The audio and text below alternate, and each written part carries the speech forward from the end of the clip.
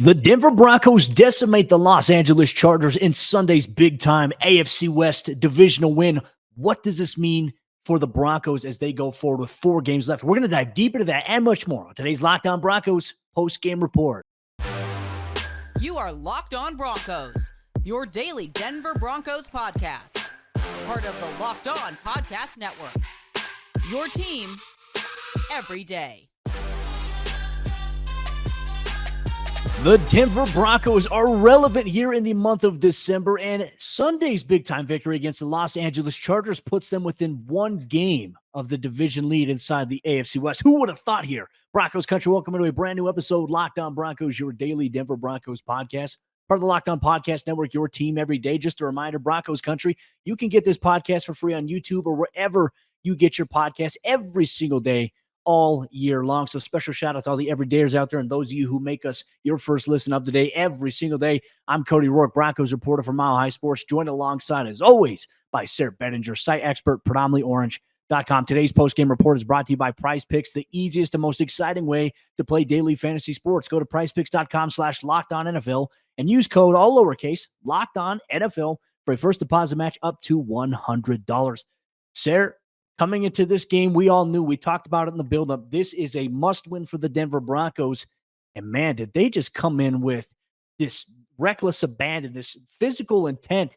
Defensively, the Broncos, they decimated Justin Herbert and the Los Angeles Chargers. It was a huge surprise to see them play as well as they did, which, hey, I'm not going to complain. But I think this was a statement victory for the Denver Broncos. And as Sean Payton said post-game, it was probably one of the more complete team wins of the season. Yeah, I know he's not in Denver, Cody, but maybe if he was, Sean Payton wouldn't be driving around the parking lot fuming after this one, because it did feel like the team's most complete win of the season, complete with some of, I would say, the best moments that we've seen all throughout the season. But I think we've got to start off by obviously highlighting the fact that this Denver defense and pass rush, I mean, it just continues to exceed expectations. It continues to be one of the most fun aspects of this team. And when you see what they're doing every single week, the different angles the pass rush is coming from, I mean, of course, we never wish injury on any player, but to see Justin Herbert get knocked out of a game after the Broncos have already knocked other quarterbacks out of games, I mean, of course, that's not the goal, but what is it an indicator of? It's an indicator that your pass rush is getting home, that you're being aggressive, that you're playing within the confines of the rules, because, hey, no penalties were called amongst the hits that Justin Herbert took. And you felt like the defense, when they were on the field, like they were giving you control of the game, regardless whether it was Justin Herbert at quarterback for the Chargers or Easton Stick when he came out there. It really felt from the start of this game, from that first 4th down stop that the Broncos defense got, like this defensive front and this pass rush was out there ready to dictate this entire game. And I think they did exactly that. Remember when the Broncos went to Dallas the week after they traded Von Miller away? And, going into that, there was no optimism. I'm not saying that this game was a similar, but I'm talking about like a tone setter, right? Remember on that Cowboys first drive offensively that they had? Denver defensively got that 4th down stop. That seemed to just give them all the momentum and energy. So I'm glad you mentioned that, because Denver was all over the place. Their stump packages, their pressure looks. I mean, we talk about 4th down stops. I mean, there were 7 possessions the Chargers had in the first half. I think, if I'm not mistaken, 4 of them were punts.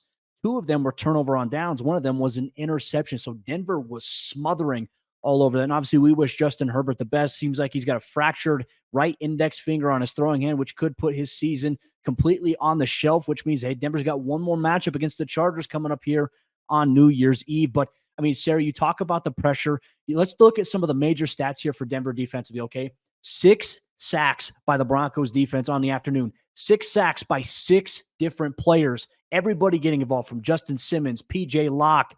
I mean, this was a great all-around effort here by Denver. Josie Jewell getting one. Alex Singleton getting one. I mean, it was like Oprah was handing out, you get a sack, you get a sack, you get a sack. And on top of that, I mean, Jonathan Cooper getting an interception off of a tip pass by Baron Browning, whose pressure was relentless on the afternoon.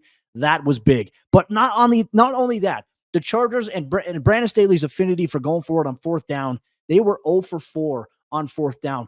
3rd down, going into this, we knew, hey, the Chargers offense, one of the best offenses that they got in terms of right now in the NFL. They have the ability to convert on 3rd down at high rate. 0 for 12 in this game. This was complete and utter domination by Denver's defense. And man, I tell you what, we're sitting here in December after Denver's 1-5 start that they had, after everything that happened after that Miami game. Vance Joseph, golly, man, got to give a game ball to him, got a tip of the cap to him. He has been spectacular for Denver and this defense. And looking on top of that, look, we talk about Vance Joseph, Jaquan McMillan, unbelievable play. I mean, Denver ideally, the score at halftime being up 10-0 didn't indicate where Denver should have been. I mean, Jaquan McMillan actually, that was a close play. He almost had a strip sack, scoop and score that would have made it ridiculous. I mean, Denver controlled this game from start to finish, and it was all because of their defense. And that mentality that you talk about from Vance Joseph, it's so, I don't want to say intoxicating, but it's very like, it's more than entertaining. It's like, it's almost cathartic as a fan to watch because you know me, Cody, I'm not one to curse unless I stub my toe or something like that. But what I do love is that passion behind it. So to see Vance Joseph on the sideline after his guy, Alex Singleton, gets a sack and he's screaming, mother, you know what? I mean, I as a fan and someone watching the game, I get excited because I'm like, man, he's not even satisfied with getting a sack on third down. He's like, I wanted it this way. You know what I'm saying? So I love that Vance Joseph is not satisfied. I love that he's getting everybody involved. It's like, man, I'm a Chicago Bulls fan, Cody, but man, it's been tough times. Back in 2009, the Bulls had this crew called the Bench Mob. They come off the bench every single game, and it's like, you get a bucket, you get a three-pointer, and you get to lead the team in rebounds this game. That's kind of how the Broncos defense feels right now in terms of every single guy, not necessarily coming off the bench, but every single guy, like you mentioned, you get a sack, you get a pass defense. I mean, how many passes defense did the Broncos have in this game by different players? You saw everybody's flying to the ball. Everybody is ready for those big game-changing turnovers, and everybody is hitting the quarterback, which is incredible to see. So I love the fire and the passion. I think the players are really following Vance Joseph's lead. 8 players defensively. To answer your question, 8 players for Denver had a pass defensed in Sunday's game. Just all over contributions, whether it's even tips at the line of scrimmage, Baron Brown and getting involved here. More importantly as well, one of the bigger keys we had talked about coming into this game was pressuring and severing that connection between Justin Herbert and obviously Keenan Allen. And for the most part, that was the case, especially early on. Keenan Allen finished the game. He was targeted 12 times, had 6 catches for 68 yards. Didn't really have any big game-breaking plays there, though. Quentin Johnston, the guy we also talked about, like, hey, this could be the one game he goes off, got a little bit going late into that fourth quarter there. 3 catches, 91 yards, including a 57-yard bomb. So you don't want to give up that explosive play. That's something I think Denver will want back. But you know what? But I mean, Denver's defense for a large portion of this game carried the team to where they were at, put them in great position to be where they were. And look, I think in a moment where it wasn't always pretty for the offense, and there were moments we were sitting here like, this offense can't keep doing this.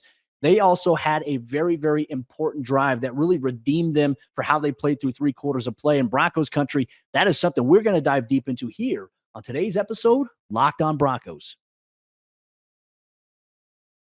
Today's Locked On Broncos postgame report is brought to you by our friends over there at DoorDash.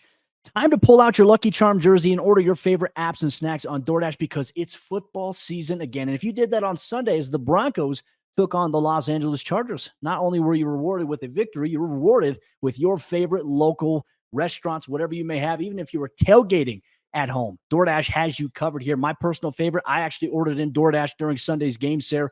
I got myself Five Guys Burgers. I love their burgers. I had one delivered directly to my doorstep. And look, it was something that got me through my day as the Broncos went on to win against the Los Angeles Chargers. And DoorDash is a place where you can order chips, dips, nachos, and everything that you need to make your own nachos on DoorDash. And you can get it all delivered without missing the game. Score football season's best deals on groceries, restaurants, retail, and more. You get all of your favorite restaurants and stores from retail to grocery are on the app, and so you can shop for everything that you need to get game day ready. Get 50% off up to a $10 value when you spend $15 or more on your first order when you download the DoorDash app and enter code LOCKED23. Once again, that's 50% off up to a $10 value when you spend $15 or more on your first order when you download the DoorDash app and enter code LOCKED23. Subject to change. Terms apply.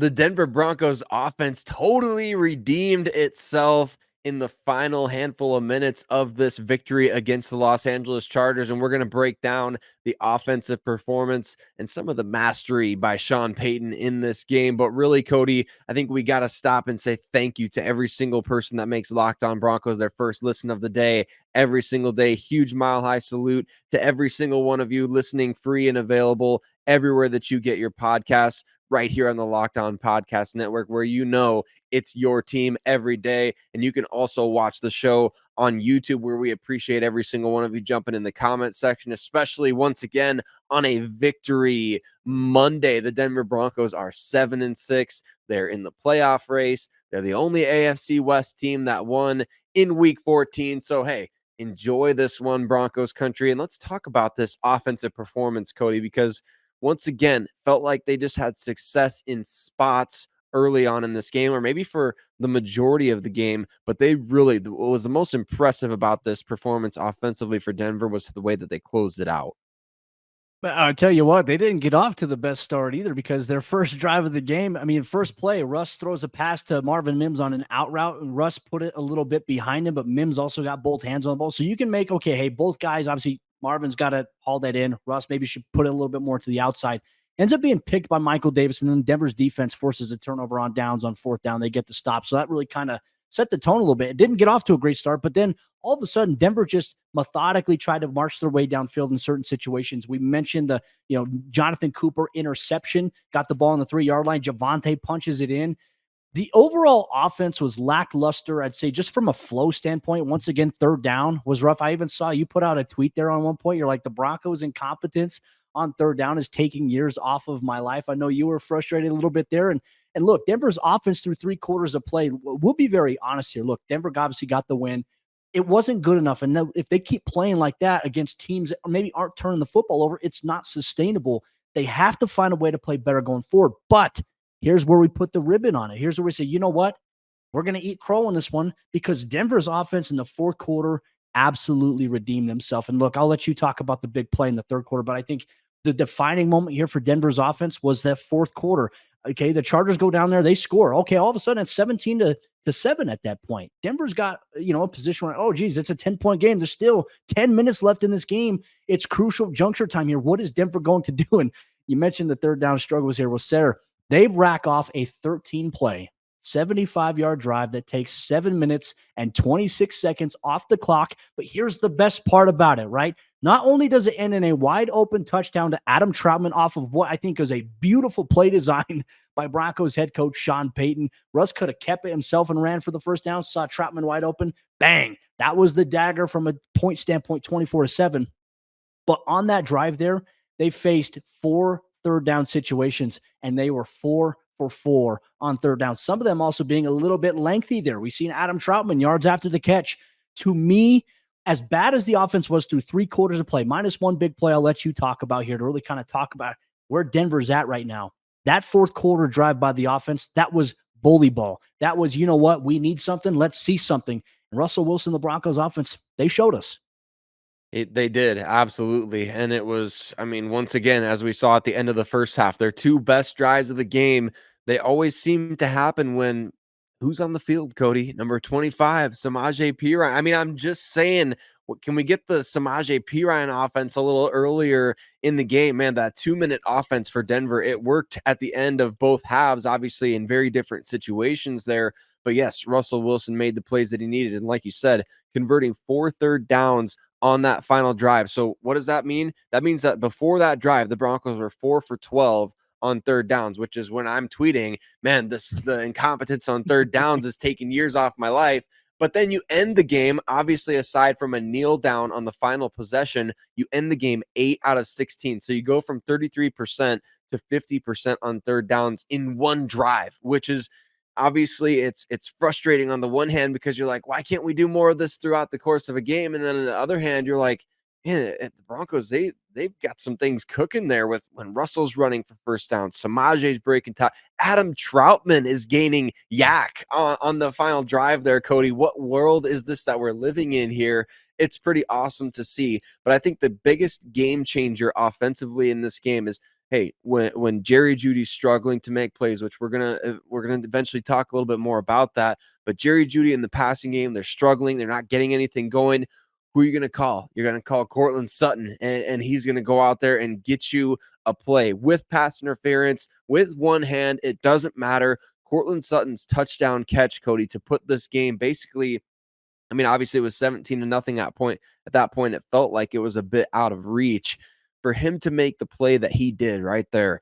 Man, that was exactly what the Broncos needed. And it was such a great looking play. I mean, Russ is sitting back there knitting sweaters in the pocket. All of a sudden, Courtland Sutton is beaming up the field and Russ drops a perfect pass to him. I mean, I know we were hard on Russ this past week, been hard on Russ at times this season because we expect a lot out of him. That was a brilliant play, and Courtland Sutton is that guy. What is he? The first Broncos player since 2014, the late great Demaryius Thomas, and then obviously Julius Thomas with 10 touchdown catches in a season. Amazing year for him. Man, Courtland's rise. And look, it's taken time, right, to get back to that 2019 self because of injuries, because of inconsistencies in play calling, quarterback play. Courtland Sutton has just become a different person, right? I think that was one of the biggest things when Sean Payton was hired, where can he become that Michael Thomas role? Now, he's not putting up over like 120 receptions in a season the way that Michael Thomas did, but you know what? All of Courtland's catches, they're mattering, and they're downfield. They're game-breaking plays. And you know that Breaking Bad meme, he's like, he can't keep getting away with this. That's how NFL cornerbacks feel like when every week there's a Courtland Sutton highlight. His name is being put on the map in a big way. He's having a Pro Bowl year, 10 touchdown catches, Sayre. I'm so happy for him because this is a guy who's battled through a lot. The loss of DT was very hard on him when it had happened, and we're just coming off of, the anniversary of that happening more recently. And this was a big game. And we saw Tim Patrick pregame walking in the locker room with a number 88 jersey on there. I felt like this was a big game for the Broncos, big game for Courtland Sutton, and more importantly, I also think it shines light in the fact that Courtland Sutton has tremendous value for this team, not just now, but going forward. So much for all the trade rumors we saw in the offseason. Courtland Sutton, he's here to stay. Yeah, and what's really awesome about his season, Cody, is that 2019 year gets propped up, and rightfully so. It was the year that he broke out. It was the year that he became quarterback proof, right? There's a stat that just consistently stands out to me. The quarterback rating when targeting Courtland Sutton back in 2019 was 97.2, which is obviously very good, right? This season, the Russell Wilson's quarterback rating when targeting Courtland Sutton going into this Chargers game, so it's even better now. Going into this Chargers game, it was 121.5, his quarterback rating when targeting Sutton. I mean, that's insane. And it speaks to the level of which Courtland Sutton is not just, he's not just playing well, he's dominating. And he's out there having fun, and you can tell he's making clutch plays, he's making plays of high degree of difficulty, and he changed the game on Sunday for the Denver Broncos. As he always says, yes, sirski. I mean, this is a great moment for where Denver is at. We've seen him come up in some big-time moments, obviously, throughout this season.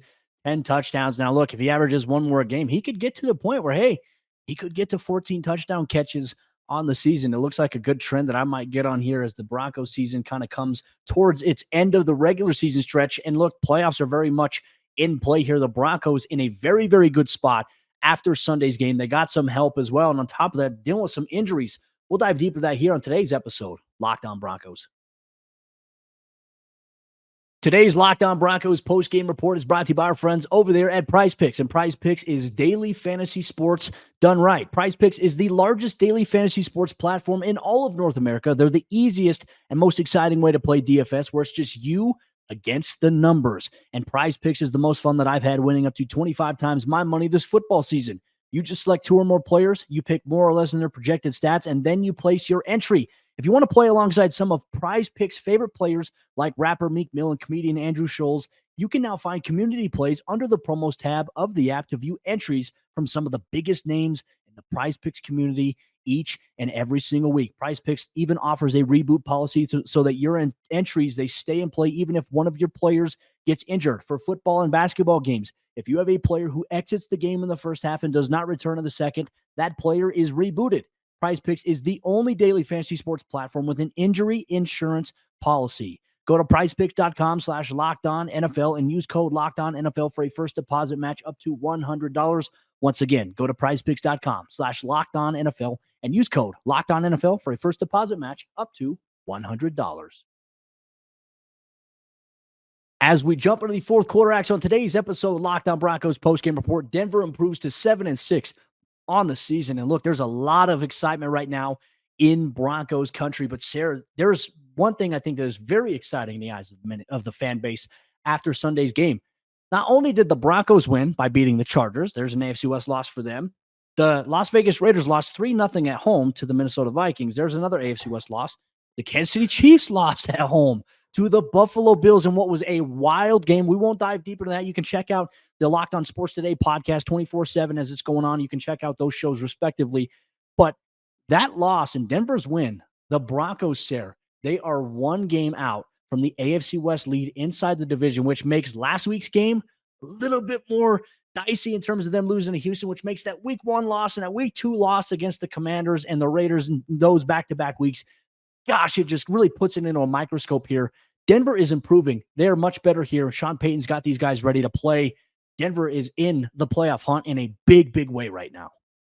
Yeah, and you're putting the pressure on all these other teams, right? Which is what you love to see. I mean, of course, you'd love to be that 5th seed already. You'd love to have advantages, maybe, have the division almost locked up, things like that. But really, for where the Broncos started, Cody, 1-5, I mean, they couldn't ask to be in a better position here to where, hey, if you keep winning, if you keep on forcing the issue, good things can happen. I mean, we saw the Steelers lose 2 consecutive games to 2 of the worst teams in the NFL. We saw the Colts give the Broncos some help. We've seen, other teams. I mean, it's been outrageously crazy in the AFC right now. And it feels like there's 100 teams that are 7-6 at this point. But look, the Denver Broncos, they're firmly in the mix of every one of the 3 wildcard spots. They are firmly in the mix at this point in the AFC West. What more could you possibly ask for with 1 month to play?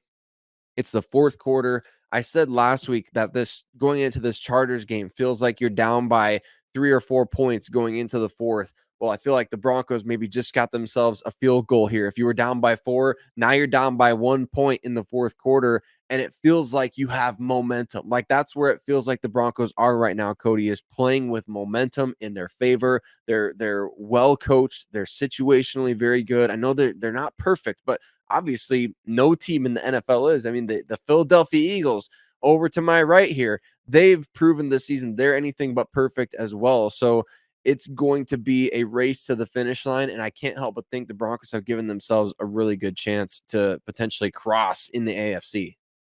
Well, one thing that Broncos country you can expect on tomorrow's episode of the show, one thing we will dive deep into is the state of the AFC, state of the AFC West. After some of the games have concluded, there's still some games on Monday night that are to be played that could have some impact and some bearing on it. But yeah, as you mentioned, Denver is in firm control there, and they have 4 games left on the season. Obviously, this upcoming Saturday, Saturday night football, Broncos country against the Detroit Lions, who are coming off a loss. We'll highlight and preview that on tomorrow's show. But then they'll also host the New England Patriots on Christmas Eve, the Los Angeles Chargers once again in Denver on New Year's Eve, and then they'll close it out with a road game against the Raiders. And look, I mean, Denver has a chance to win 4 straight games here, but we got to focus 1 week at a time here as we talk about this team.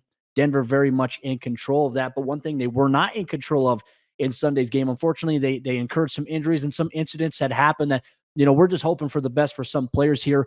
Obviously, outside linebacker Nick Bonito was carted off in the first quarter with a knee injury, was spotted after the game in a knee brace there. I imagine he's going to get an MRI, and we'll await further results. But the fact that he was carted off is never usually a good sign.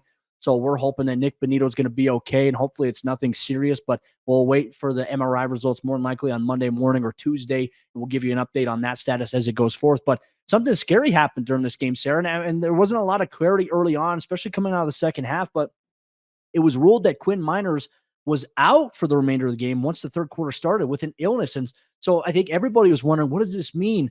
Come to find out, he had an irregular heartbeat and was transported to a local hospital to undergo evaluation. And luckily, I guess he's okay. But that's a scary incident to happen. I mean, considering, where he's at. So part of me is wondering, is this something that, could impact him this week? More importantly, I think Quinn's life and obviously his health is the most important priority. We don't have an update from Sean Payton on this, but I think this is something that we will have to, monitor throughout this week here. But it was kind of scary. Luke Wattenberg finished the game at right guard for him. Yeah, it is a scary deal. So obviously, our thoughts out to Quinn Miners. Hopefully, he's okay, and hopefully, he is able to get back to normal as soon as possible. He's having, I think, Pro Football Focus, Cody, has graded him as the best overall offensive lineman in the entire NFL this year. So, it's been a great, great year for Quinn Miners, and a year that's likely going to make him life-changing money in terms of a contract that he'll get from the Denver Broncos in the near future, is my guess. So hopefully everything is okay there. And of course, like you mentioned with Nick Bonito, not great that he was carted off the field, not great that he's in a brace after the game, but of course we await the results on that. And as far as things that are in your control, injuries, of course, we know out of your control completely. But this was a big week for Jeudy. We talked about him all week on the show, from Monday's show after, Sean Payton talked to the media, and it seemed like he was really kind of giving Jeudy some credit for getting open on plays and opportunities for big plays. We talked about him being a focus in this game against the Chargers. We talked about being one of our players to watch. We thought he was going to have a big game. Broncos did too, Cody, but Jeudy, unfortunately, he did not deliver. Yeah, I mean, look, he had this one play too. Russ improvised a little bit, threw it to, toward the sideline to a place where only Jerry could get it. He wasn't able to haul it in or get 2 feet in. Fast play there. You want that one back. It's always tough when you look at it. But right before halftime, Russell Wilson dialed up. I thought it was a beautifully called play there by Denver, scheming it open. Russ throws the corner route to Jerry. And ideally, like on first watch, you're like, oh, yeah, touchdown. He got both feet in. Okay, Denver's going to go into halftime with a 17-0 lead. He doesn't get that back foot in, and it drew a lot of criticism about, hey, you got to drag the back foot. Like, this is wide receiver 101. Frustrating, obviously, not the ideal situation that we saw. But we did see a slant to Jerry. We did see, I think, a bubble play a little bit later on as well that got a first down for Denver there. But those 2 plays could have been massive for Denver. I mean, this could have made the overall score. Denver could have scored 35-plus points if those 2 plays do happen here. He converts on that one. And then obviously that was on second down. Russ gets sacked on third down. All of a sudden Denver's punting, which led to the frustration about the offense. And then the missed touchdown opportunity, points off the board there. But, here's the thing, Sayre. Look, Jerry's going to take a lot of heat. And it's one of those things that everyone's like, hey, Courtland Sutton's the more reliable guy. You can tell Russ has chemistry with Courtland. But it's also, we can slow down the replays. And look, I understand it. I'm not going to bag on Jerry. Jerry's got to be better. I think we can all agree on that. But it's easier when we can slow things down on instant replay, slow motion, say, no, he should have done this, when the reality is in real time, that's very, very fast what's happening. But yes, I think you got to have a little more spatial awareness about where your feet are overall. But Jerry hauled it in on that one. You want it back. But I'm not going to pile on him. Obviously, he's got to improve. Not the game that Jerry wanted, though. No, I think obviously though you got to go back to him in the next game. Those plays were there, like the opportunities were there. I mean, it's no question about it. If he makes the plays, you do, like you said, you may score over 30 points in this game, and I don't even know if there's a question about it. It was opportunities to really. You hate to say the step on the throat analogy, but that's what they talk about in the NFL a lot of the times. When you feel like you have an advantage over an opponent, I mean, you get ready to step on that throat as quickly as you can. And Jerry had an opportunity to help the Broncos do that to the Chargers early in this game and really just solidify themselves as the dominant team. And it just unfortunately didn't happen. But look, those plays were there. The play, like you said, the broken play where Russell finds him near the sideline, it was there. The play where he kind of throws it a little bit short, but Jerry gets an opportunity to go up over the top of Asante Samuel Jr. That was another opportunity that I felt like he missed. And then, of course, the corner route too, Cody. 6 targets in this game, 2 receptions for 18 yards. Obviously, one of those was a fabricated touch. Like you mentioned, the quick swing out to Jeudy where he gained 9 or so yards.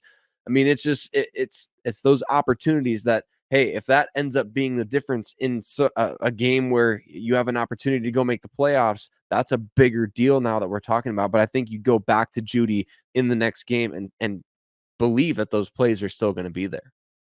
100%. I mean, I know a lot of people are mad saying, oh, stop throwing to him. Like, no, that's exactly what you do as a coach. In order for him to get confidence, right? Because there's been times he's been open and he hasn't been looked at, right? We've talked about that. The narrative about Jerry Jeudy's drop problem, that dates back to his rookie season. That hasn't been applicable for the last few seasons. Obviously, you want that one in that corner there right on the sideline. That's going to be a tough one there. But yeah, you have to keep finding a way to go back. Just because you didn't have the game that you wanted to as a coach, you're like, you know what? It's there. There's opportunities there. He can get open. We just need to hit it. We just need to keep going, because if you get him into rhythm, especially if Denver makes a run for the playoffs, he's going to be so needed in the postseason for this Broncos team. Well, Broncos Country, we want to know your thoughts on today's episode of the show. The Broncos improved to 7-6 on the year after Sunday's demolishing of the Los Angeles Chargers. Sayre, Bedinger, myself, we'll be back tomorrow for all you everydayers out there. We'll talk a little bit deeper about the state of the AFC West, where Denver's at, and on top of that, a little bit of a scouting report and a preview on the Detroit Lions. You're going to get all that action on tomorrow's brand new episode, Lockdown Broncos. We'll see you then.